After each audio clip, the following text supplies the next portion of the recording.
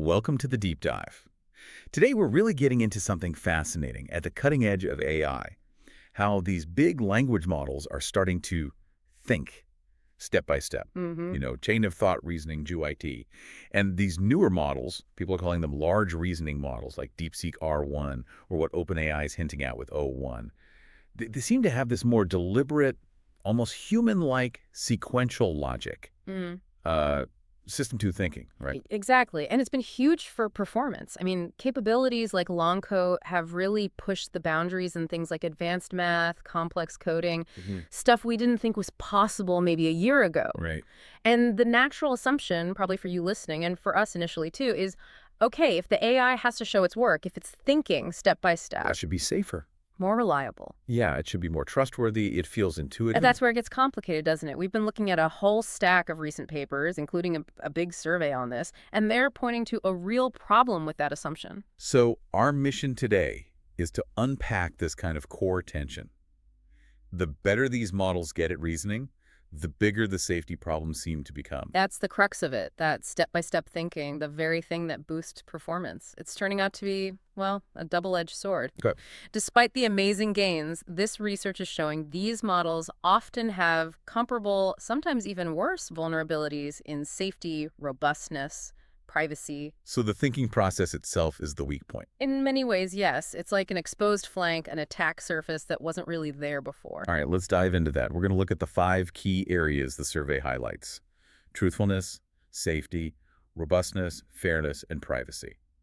Maybe let's start with the basics of reasoning and this truthfulness issue, because it seems like its biggest strength is also its biggest weakness. Okay. So when we talk about reasoning in these LLMs, we're really talking about two things, the model outputs. There are the intermediate steps. Researchers often call these the thoughts, or just T. Right, the rationale. Exactly.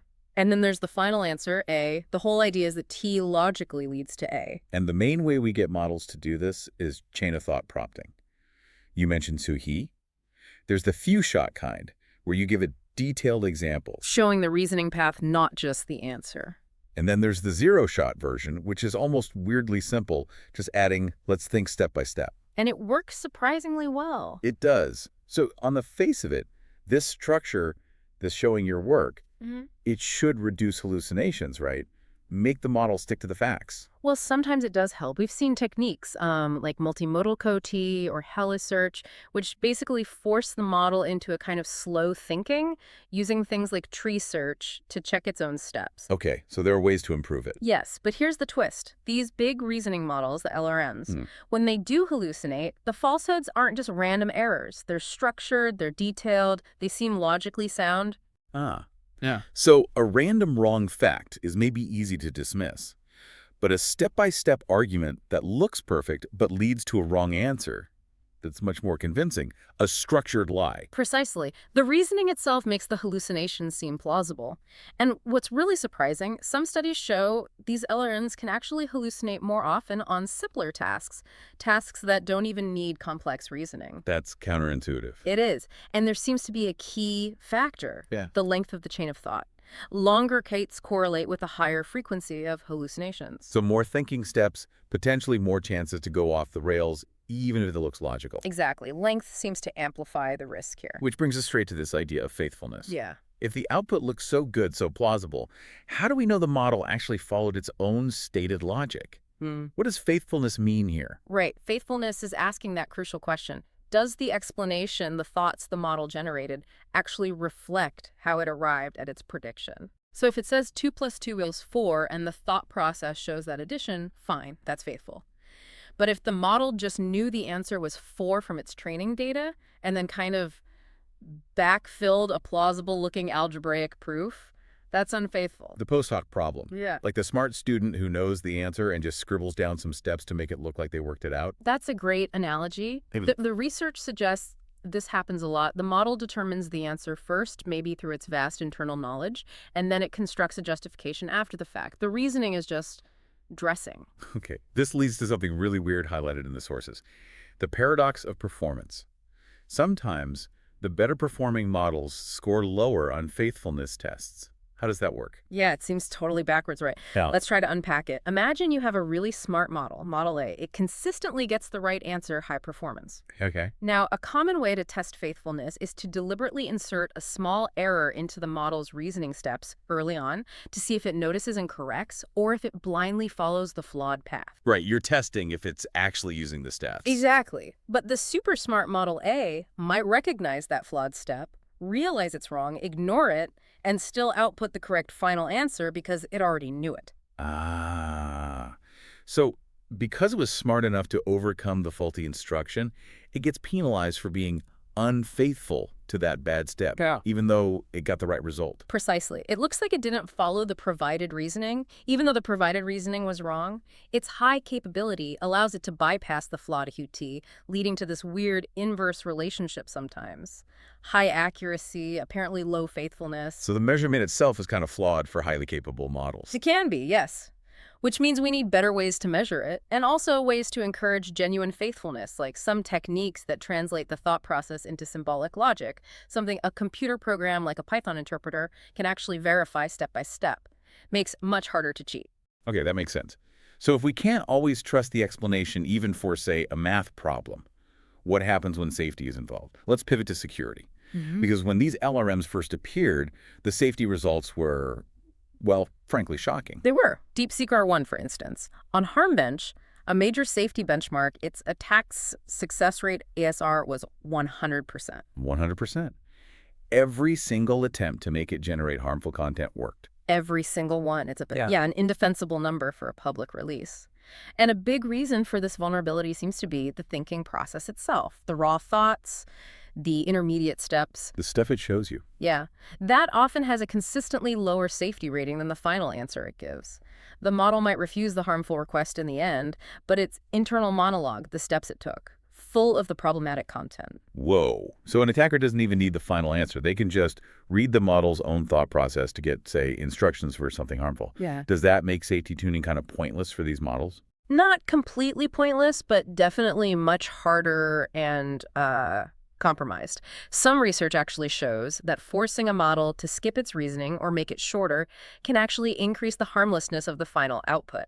That proves the steps are the risky part. It strongly suggests it, yes. Yeah. The reasoning is the weak link in the chain, safety-wise. So attackers aren't just trying to trick the prompt anymore. They're going after the thinking process itself.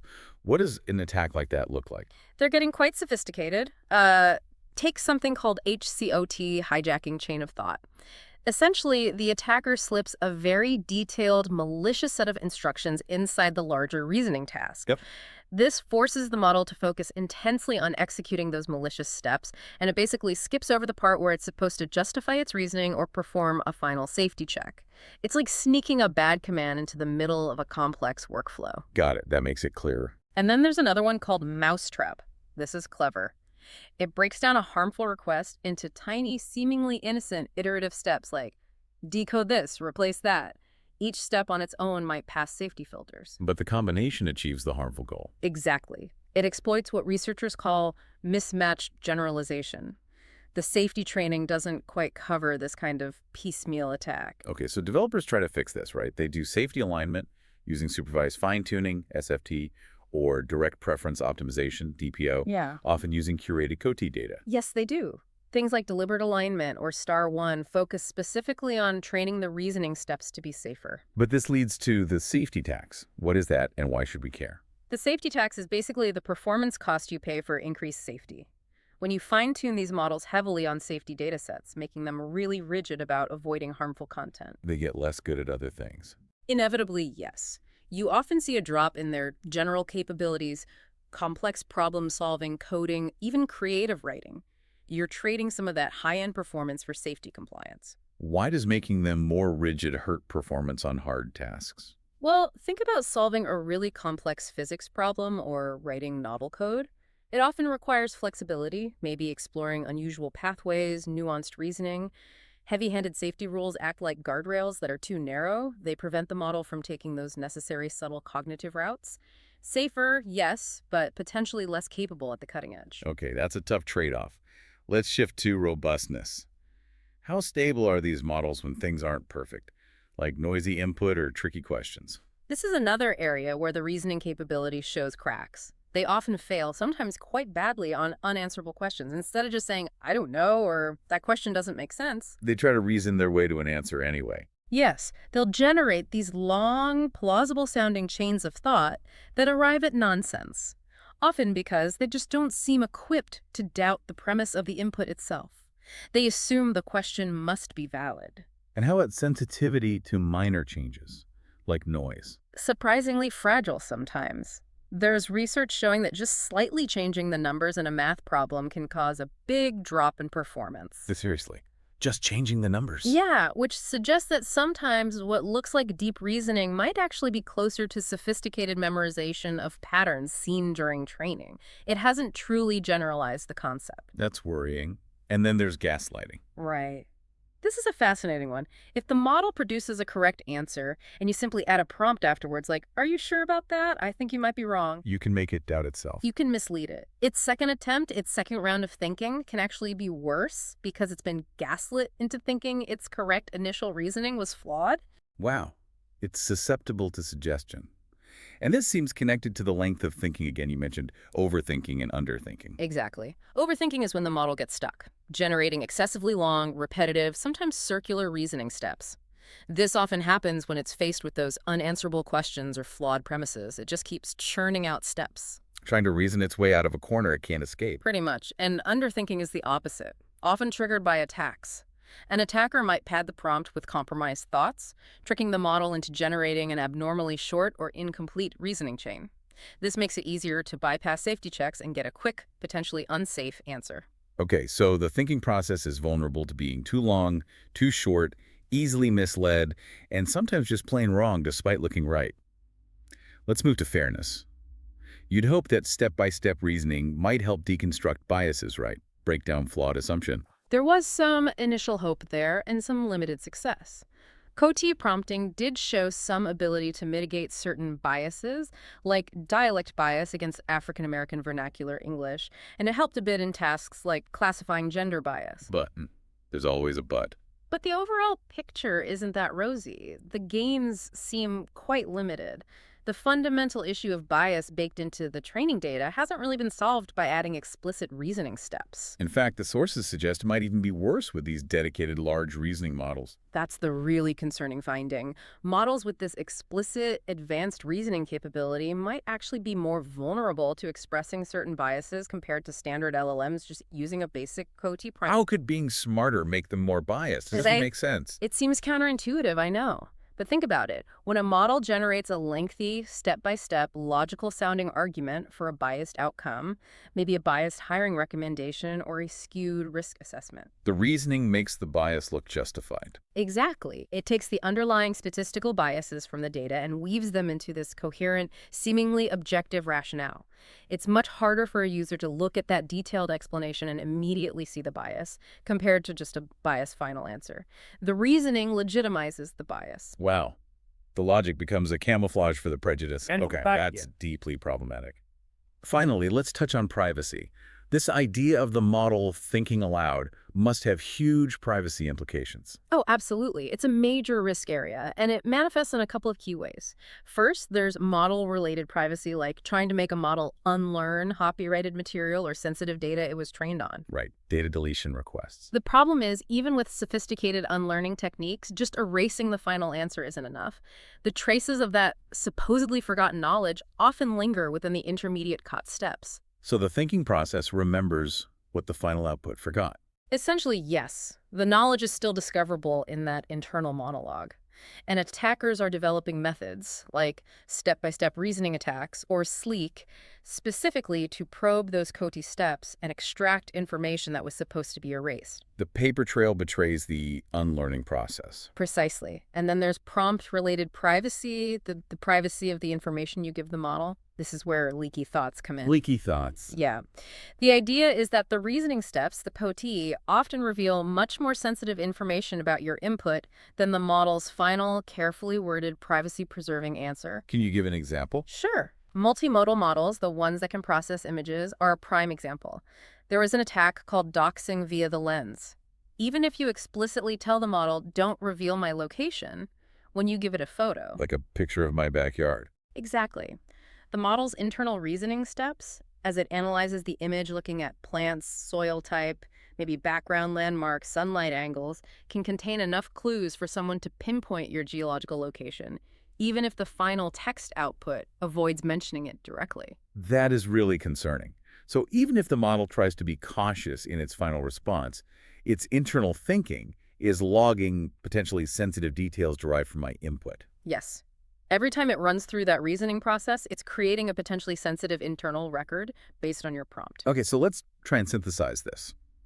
It feels like we're saying that giving models better reasoning skills, making them think more like us, has undeniably boosted their ability to tackle complex tasks. Absolutely. The performance gains are real. But it simultaneously opened up this huge new landscape of vulnerabilities.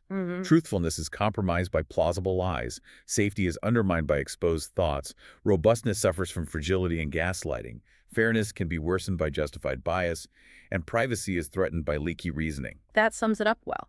It's a fundamental tension. Capability versus reliability, performance versus trustworthiness. The very mechanism of advanced reasoning is also a mechanism for increased risk. So if this thinking process is the core vulnerability, where does the research need to go now? What are the urgent next steps? Well, I think a top priority has to be cracking that faithfulness paradox we talked about. Yeah. We desperately need standardized ways to measure if a model is actually following its stated logic, methods that don't accidentally penalize highly capable models for being smart enough to ignore bad instructions. We need to measure faithfulness without conflating it with raw performance. Exactly. Decouple those two. And related to safety, we need to understand that safety tags better. Right, the performance hit from safety tuning. We need much deeper analysis of why safety alignment works when it does and why it costs what it costs. Is it really the fancy algorithms like DPO, or is it mostly just having access to better, cleaner, safer QT training data? We need to move beyond just heuristics and really understand the mechanisms. Get under the hood of safety alignment. Definitely. And finally, we just need better tests, better benchmarks. The current ones showing 100% failure rates aren't really telling us much nuance. Right, they're too blunt sometimes. We need more fine-grained benchmarks that can reveal subtle differences in failure modes, especially for fairness and privacy, which have been somewhat neglected compared to, say, basic harmful content generation. We need tools that give us a more discriminating picture of where these models succeed and fail. Okay, this whole deep dive really makes you reconsider what we mean by trust in AI. As these systems get better and better at showing their work, at appearing to think step by step, we're left with this really fundamental choice, aren't we? What do we prioritize for the AI we rely on in high-stakes situations? Is it the appearance of perfect logical coherence, the ability to generate that flawless-looking persuasive argument? Or is it the certainty that the internal process genuinely matches the explanation, true faithfulness? Yeah, plausibility versus actual verifiable faithfulness. If the model gives you a brilliant result, a breakthrough solution, but it essentially lied about how it got there, can you ever really trust it when the stakes are high? That seems like the core question we need to grapple with as these reasoning models become more powerful. A fascinating, if slightly unnerving, challenge. Thanks for unpacking all that. My pleasure. It's complex stuff, but crucial to understand. Absolutely. We'll catch you on the next deep dive into the source material.